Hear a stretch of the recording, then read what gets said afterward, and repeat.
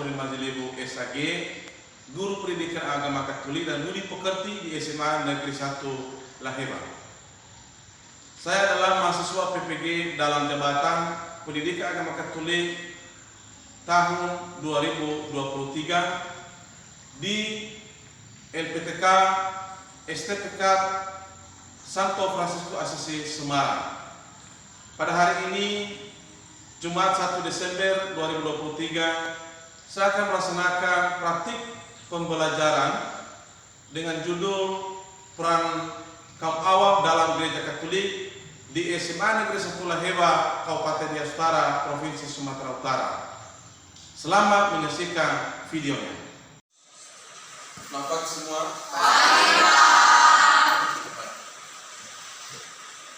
Sudah siap untuk belajar hari ini? Sudah, Pak. Baik, jadi sebelum kita mulai pembelajaran kita hari ini, kita mendekatkan diri kepada Tuhan dengan bernyanyi dan berdoa. Nah, seorang anak kami memimpin lagu berdoa. Silakan.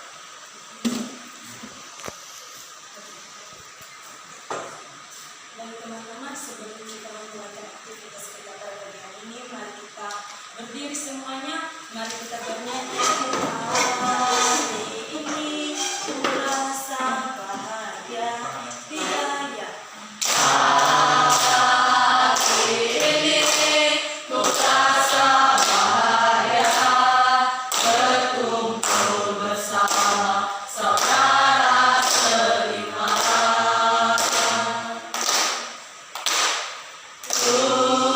Tuhan Yesus telah satukan kita tanpa memandang di antara kita.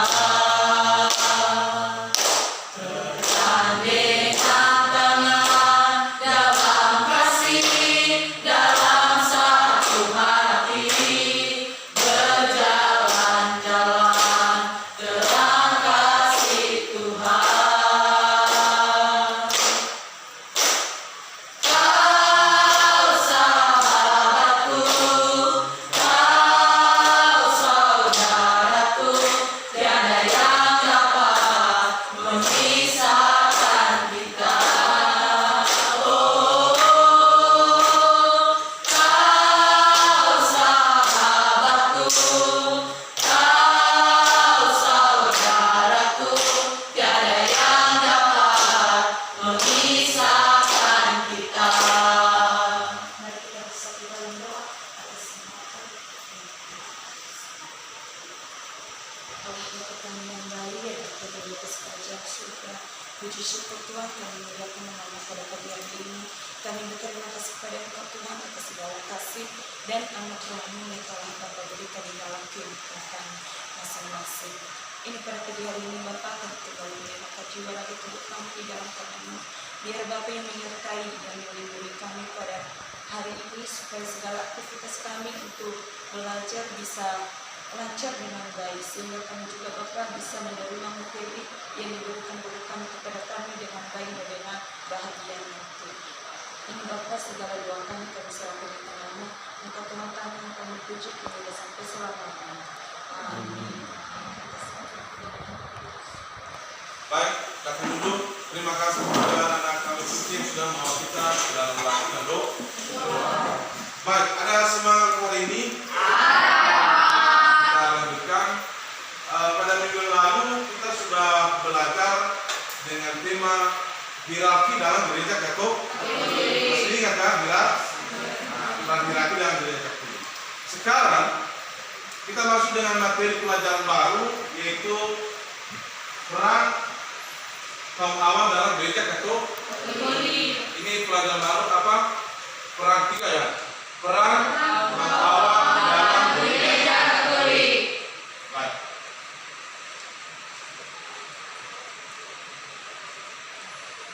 Jadi dalam materi ini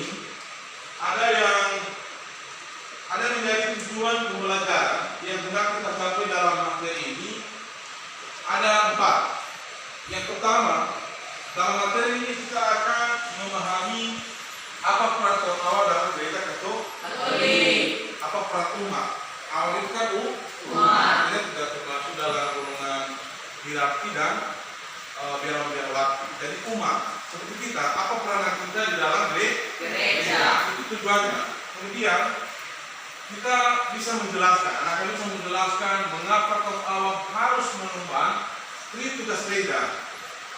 Tapi ada keharusan bahwa sebagai awam itu atau umat harus mengemban, harus mengambil tugas dalam gereja itu sendiri, harus mengambil bagian. Itu sebuah kewajiban. Ini adalah panggilan kita berkat pembaptisan yang sudah kita terima. Baik. Berikutnya, tujuan yang ketiga adalah mengerti dan memahami bagaimana hubungan hierarki dan kaum awam dalam gereja Katolik. Kita bisa mengerti apa hubungannya. Sebagai golongan umat dalam gereja, hierarki dengan umat atau awam ada hubungannya kan? Ada hubungan di dalam kegiatan gereja. Kita harus kita pahami nanti. Kemudian keempat, memahami untuk apa kaum awam mengambil bagian dalam tugas gereja. Untuk apa gunanya?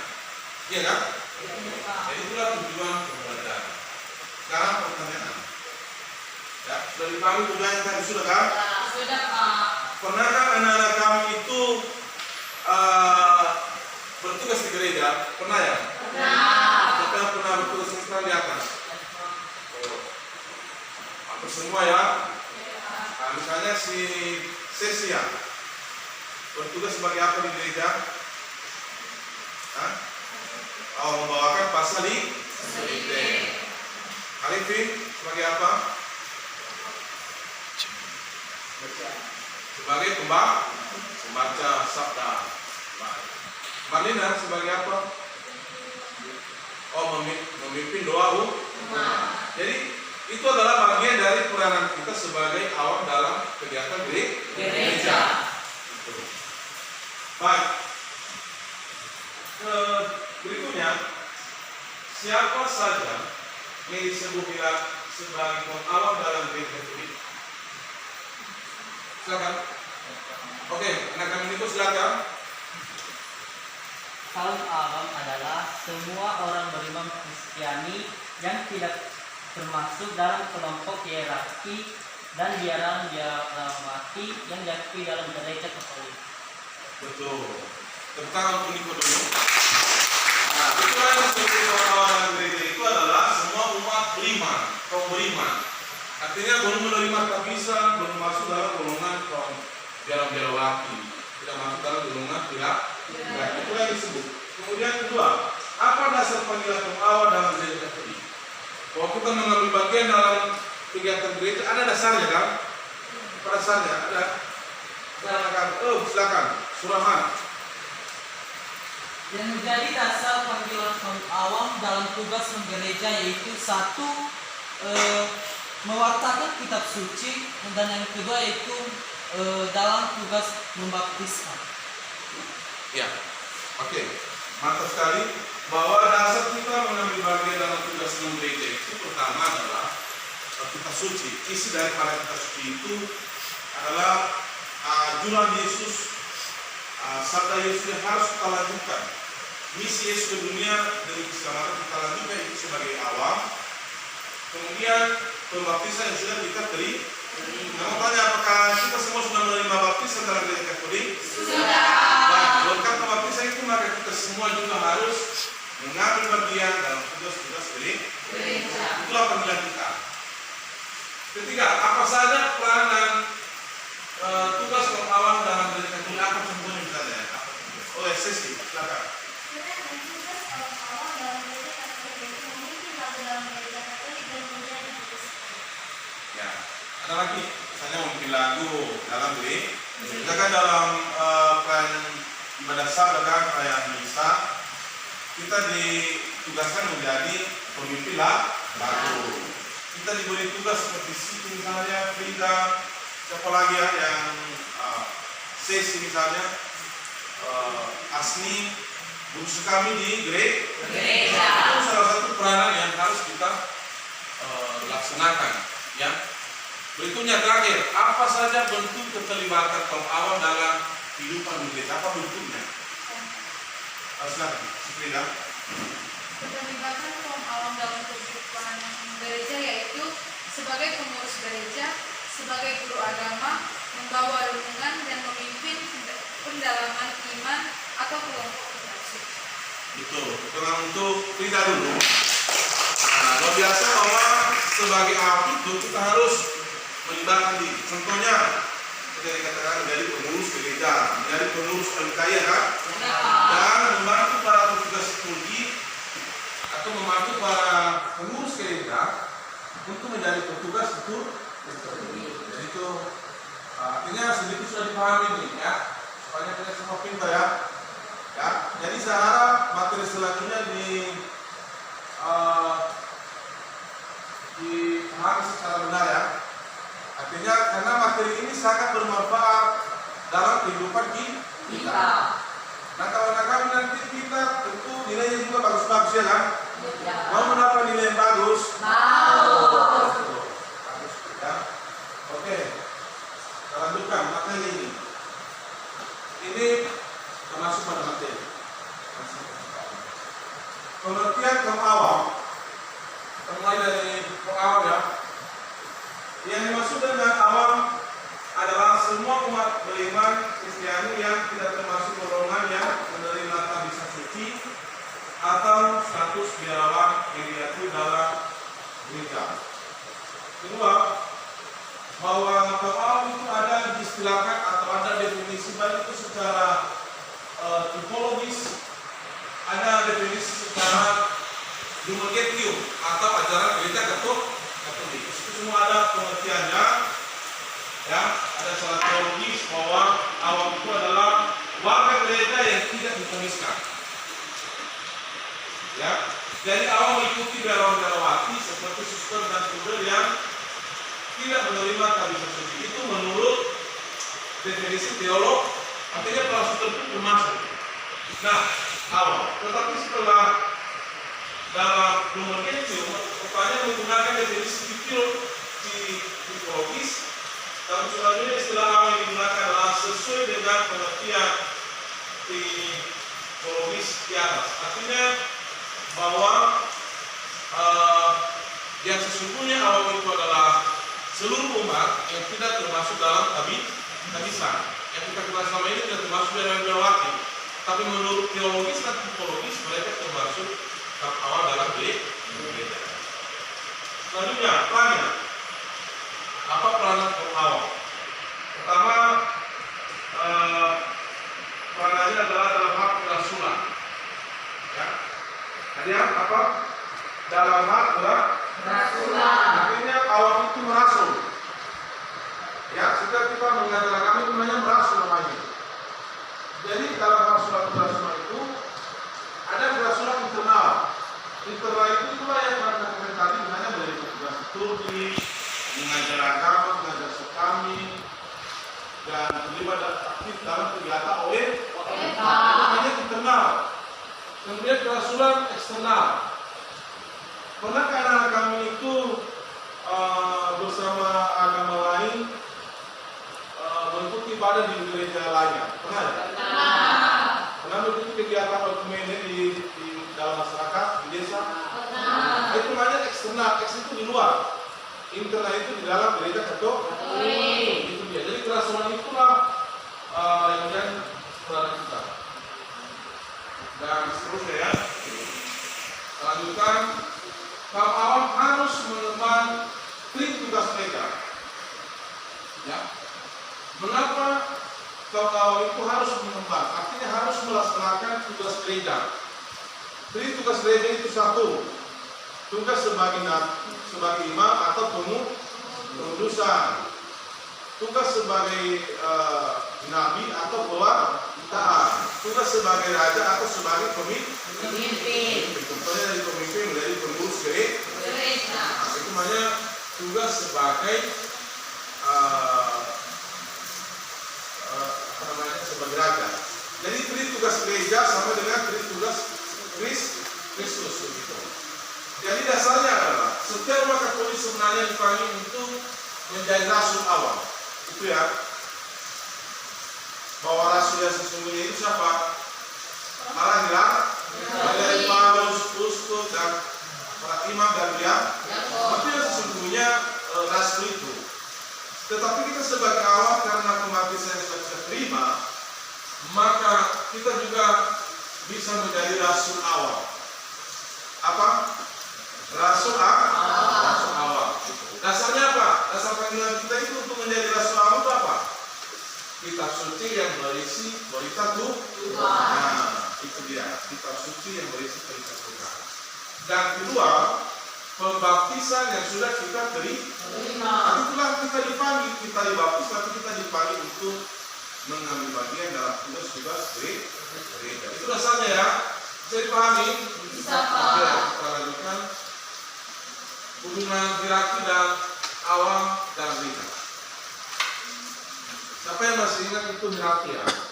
Hierarki itu adalah susunan kepemimpinan dalam gereja Katolik. Siapa saja mereka itu?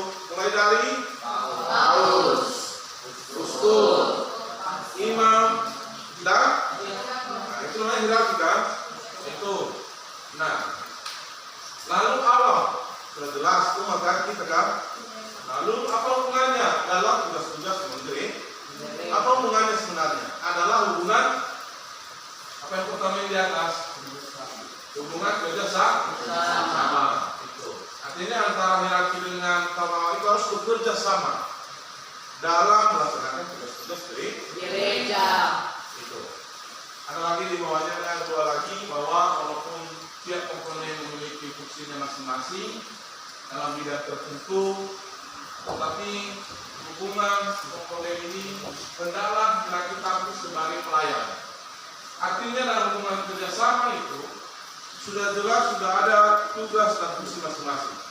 Apa yang menjadi fungsi hierarki dan tugasnya, apa yang menjadi tugas dan fungsi biarawati, dan apa yang menjadi tugas total awam. Jadi hubungan itu bekerja sama, tinggal bekerja sama. Kalau tidak bekerja sama, maka tugas-tugas gereja tidak akan terlaksana dengan baik.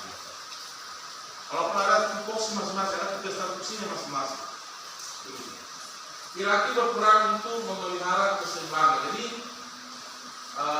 hierarki para pimpinan gereja kita ada tugas mereka itu memelihara, kemudian menjaga keseimbangan supaya bagaimana agar umat ini tetap bersatu, ya kan?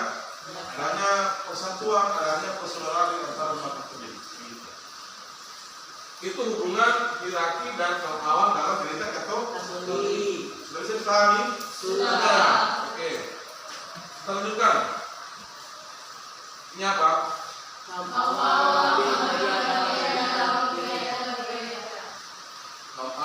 mengambil bagian dalam kegiatan gereja. Ini ada dalam kanon. Kanon itu artinya dalam ajaran gereja. Ada dasarnya, kanon berapa itu? Kanon 9 ke 6. Dinyatakan bahwa akan dibaca karena dekat itu. Dinyatakan bahwa dengan baptis seseorang digabungkan pada gereja Kristus dan menjadi personal di dalam dengan tugas-tugas dan hak-hak yang khas bagi orang Kristiani menurut kedudukan masing-masing. Baptis dengan demikian memasukkan dan memampukan kaum awam menjadi subjek gereja. Di dalam gereja kaum awam berhak menerima harta-harta rohani yang mereka perlukan, misalnya sakramen-sakramen, sabda Allah, dan bantuan rohani gereja lainnya. Sementara itu, berkat rahmat pembaptisannya, kaum awam pun diundang untuk mengambil bagian dalam imamat Kristus, yakni sebagai imam, nabi, dan raja menurut cara hidup dan karakter mereka yang khas. Jadi bagaimana kaum awam mengambil bagian dalam tugas gereja menurut ajaran gereja? Dasarnya adalah dalam kanon berapa? Kanon 9. Ya. Sudah dipahami? Sudah. Oke. Terus kita masuk pada ada pertanyaan. Satu, ada yang belum dipahami misalnya dari beberapa materi yang saya uraikan itu ada yang ditanyakan silakan.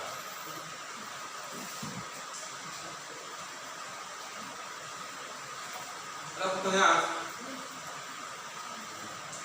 Firman, ada yang ditanyakan?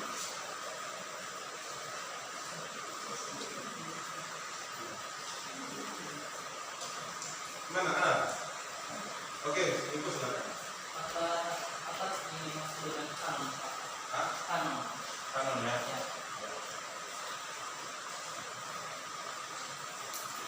Kalian tahu itu kanon 9. Nah, Jadi kanon itu sudah jelas bahwa ini adalah bagian dari kita kan tadi nama salah satu ajaran Gereja. Misalnya kan Lumen Gentium, misalnya lagi itu bahasa kesimpulan kan. Jadi kanon itu salah satu nama daripada ajaran gereja itu dalam magisterium ada itu. Dalam magisterium gereja ada yang namanya kanon, ada yang namanya Lumen Gentium, ada kursi kita dua kali kan. Namanya ajaran gereja. Jadi kanon itu artinya kanon diuraikan kalau ajaran gereja mengenai pembaptisan. Misalnya Lumen Gentium, apa ajaran gereja mengenai gereja itu sendiri. Ya. Jadi namanya saja dalam magisterium gereja nama buku. Jadi sebenarnya itu kan artikel. Artinya artikel itu paragraf salah satu kutipan. Kutipan mengenai ajaran gereja yang kebetulan dalam kanon itu berkembang adalah mengenai pembaptisan. Itu nih ya, sudah. Ada yang lain ya? Atau kita lanjutkan? Nah, sudah bisa dipahami semua? Sudah. Luar biasa. Maka kita lanjutkan.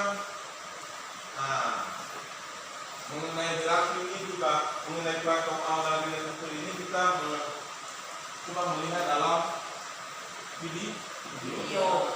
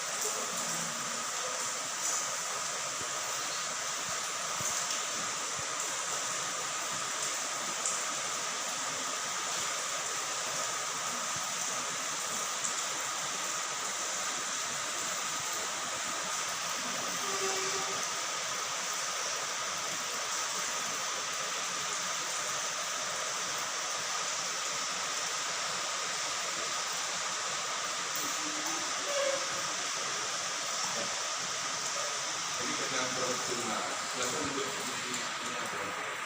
karena tulisan nanti di bawah ini.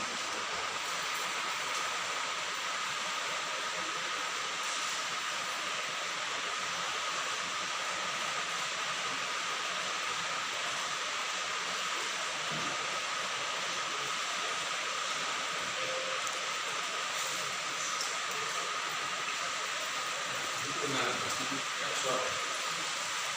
Ada sesuatu.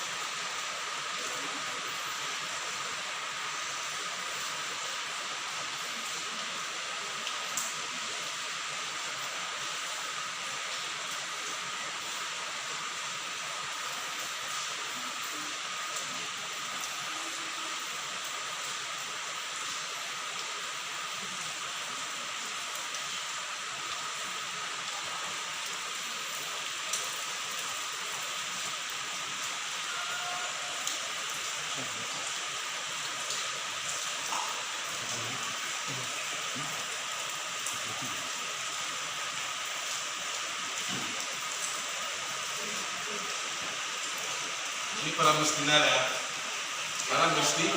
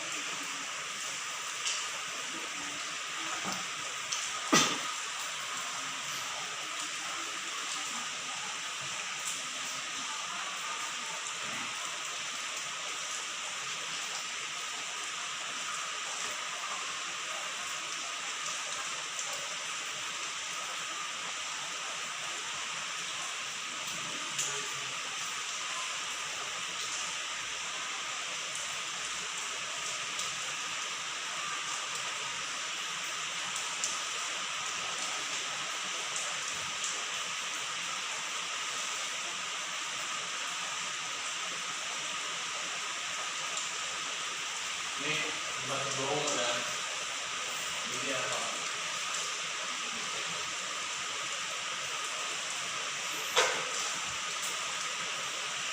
Ini membawa persembahan. Nanti saya beritahu nanti apa maksudnya. Ini yang bukan tak bertugas ini. Kan kita mau menjadi petugas seperti di gereja. Mereka masing-masing kan menyampaikan apa yang ini.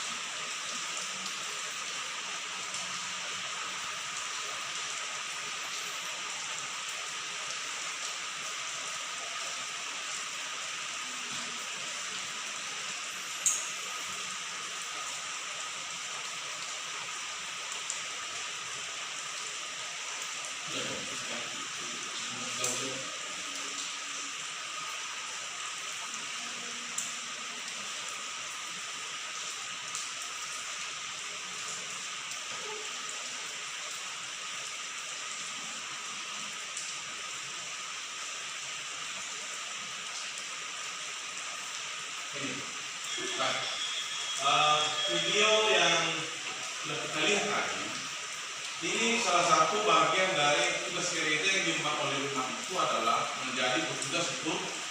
Tadi di video itu kan ada banyak tugas itu karya situ. Di situ ada seorang komentator. Bahwa dalam itu sebenarnya harus ada komentator, ya kan? Itu yang pertama tadi. Jadi ada pastor di situ, ada yang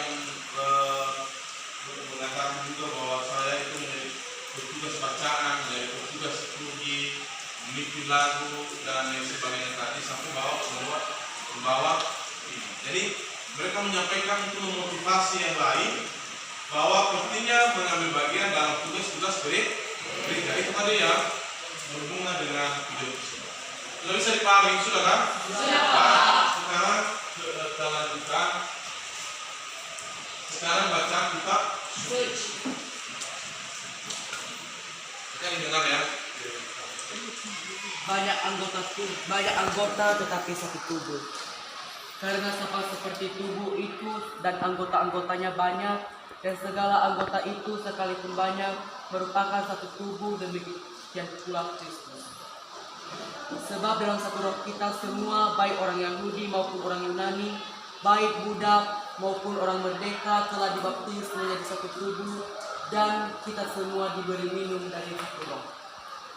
Karena tubuh juga tidak terdiri dari satu anggota, tetapi atas banyak anggota. Andai kata kaki berkata, karena aku bukan tangan, aku tidak termasuk tubuh. Jadi benarkah ia tidak termasuk tubuh? Dan andai kata telinga berkata, karena aku bukan mata, aku tidak termasuk tubuh. Jadi benarkah ia tidak termasuk tubuh? Andai kata tubuh seluruhnya adalah mata, di manakah pendengaran? Andai kata seluruhnya adalah telinga, di manakah penciuman?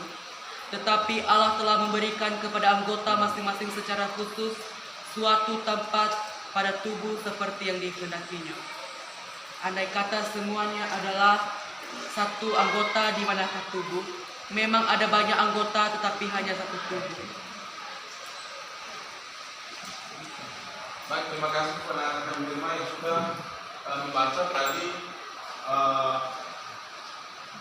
bacaan kitab suci dari surat pertama Rasul Paulus kepada umat di Korintus bab 12 ayat 22 sampai 31. Jadi apa judulnya? Banyak anggota tetapi satu tubuh. Banyak anggota tetapi satu tubuh. Artinya ibarat gereja. Gereja itu seperti tubuh kita ini, ya kan? Ada kepala kan? Harus ada kepala gereja. Kristus, ya kan? Siapa gerejanya? Adalah kita. Itulah anggota tubuh. Sebenarnya anggota tubuh itu ada tangan kan? Ada kaki organ tubuh lainnya. Nah, jadi itu sangat penting dalam tubuh. Tangan ini tidak bisa mengatakan saya bukan anggota tubuh. Kaki tidak bisa mengatakan saya bukan anggota tubuh. Dan tangan tidak boleh mengatakan mengklaim bahwa kaki ini bukan anggota tubuh. Semua yang ada dalam tubuh ini sangat berfungsi dan berguna dalam melaksanakan satu kegiatan. Begitu juga dalam gereja, pastor, hierarki, biarawati, dan awal adalah satu tubuh. Tidak boleh mengklaim bahwa misalnya pastor mengatakan umat itu tidak ada gunanya, salah. Biarawati tidak ada gunanya, ya kan? Salah kan? Itu. Jadi semuanya adalah sangat bermanfaat dan semuanya adalah bersatu bekerja sama dalam mengemban tugas-tugas gereja. Jadi jangan terlalu mulai kan? Ditulis lagi. Nah, kita pulang. Gimana? Jadilah yang menjadi dasar gereja bahwa artinya perarakan Allah di dalamnya berdasarkan kitab suci. Saya ingin terang nanti ya. Surat pertama Rasul 3 ya.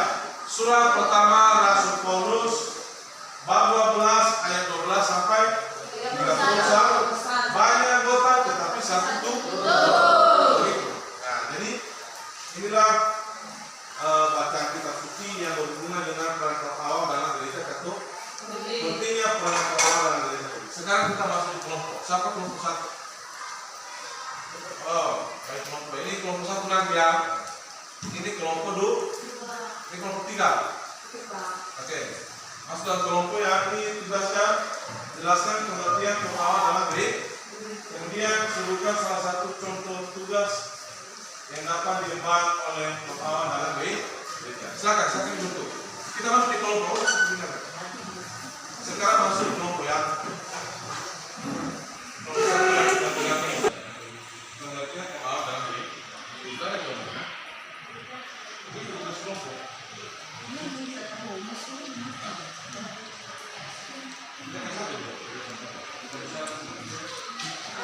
Tugas yang pertama jelaskan pengertian awal dalam gereja Katolik. Ya, kita akan dipindahkan dalam kelompok. Kedua, sebutkan salah satu contoh tugas yang dapat diemban oleh kaum awam dalam tugas menggereja. Ini 5 menit ya, 5 menit saja.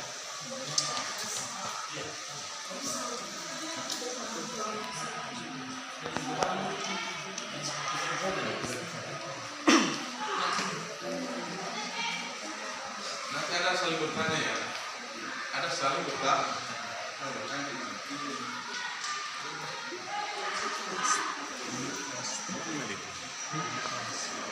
Itu di mana ya? Aku mana mau juga ini? Waktu nak ada. Mau ini tunda, mau tunda tidak. Apa sebab itu video? 5 menit waktu masih. Aku mana itu? 5 menit. 5 menit. Soal itu biar nanti pada saat Bagaimana dengan tugas kelompok sudah selesai? Sekarang kelompok satu membaca hasil atau mempresentasikan hasil kelompoknya. Silakan salah satu. Nomor 1, jelaskan pengertian kaum awam dalam gereja Katolik. Hubungan kaum awam adalah semua orang beriman Kristiani yang tidak termasuk golongan yang menerima tabisan suci dan status kebiarawaan yang diakui dalam gereja. Jadi kaum awam tidak termasuk dalam kelompok hierarki dan dari biarawati. Jadi terima kasih presentasi dari kelompok satu. Ada pertanyaan dari kelompok lain? Oh ya, ada dari kelompok 2. Dia bertanya. Saya kelompok 1 ya. Pertanyaan saya yaitu jelaskan apa saja hubungan kaum awam dengan hierarki dalam gereja. Ya, pertanyaan kelompok 2 apa hubungan hierarki dan kaum awam dalam gereja Katolik? Silakan kelompok 1.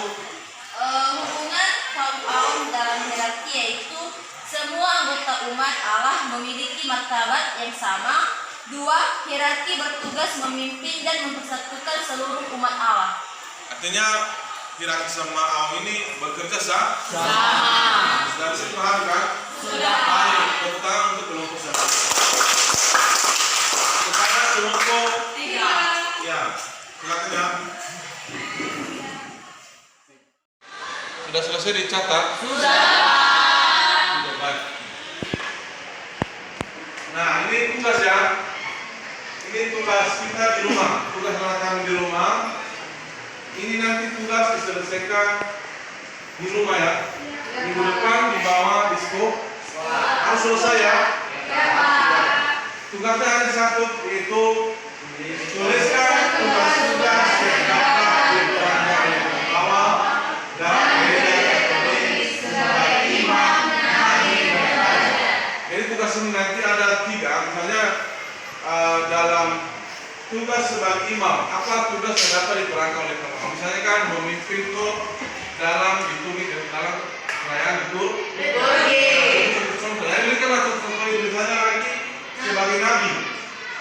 Sebagai nabi pewarta. Misalnya umat membaca kitab suci. Misalnya umat mengajar, misalnya katekis mengajar agama. Kemudian sebagai raja menjadi pengurus gereja. Silakan diberikan nanti itu silakan dikerjakan. Inilah tugas ya. Nah, kerjakan ini.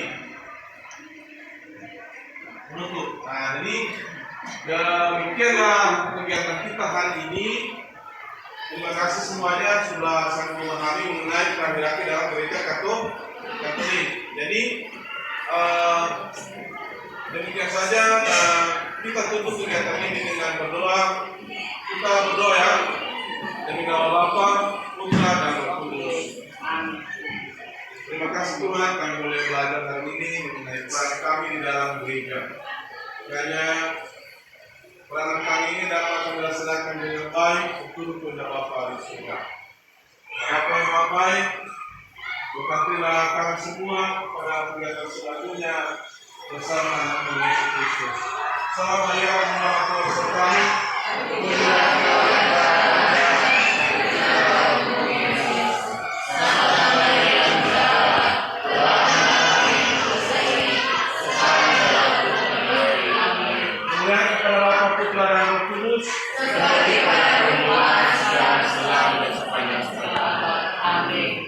Bapa, Putra, dan Roh Kudus. Amin. Selamat siang. Siang, Pak.